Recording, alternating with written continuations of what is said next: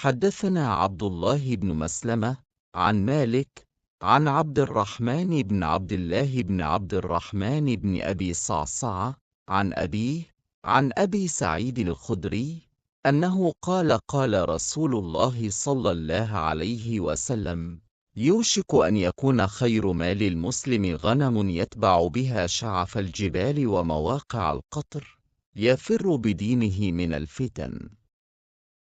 हमसे इस हदीस को अब्दुल्ला बिन मुस्लिमा ने बयान किया। उन्होंने इसे मालिक रहमा अल्लाह से नकल किया। उन्होंने अब्दुर्रहमान बिन अब्दुल्ला बिन इब्बी ससिया से, उन्होंने अपने बाप अब्दुल्ला रहमा अल्लाह से, वो अबू सईद खदरी से नकल करते हैं कि रसूल अल्लाह सल्लल्लाहु अलैहि वसल्लम ने फरमाया, वो वक्त करीब है जब मुसलमान का सबसे ये उम्दा माल इसकी बकरियां होंगी, जिनके पीछे वो पहाड़ों की चोटियों और बरसाती वादियों में अपने दीन को बचाने के लिए भाग जाएगा।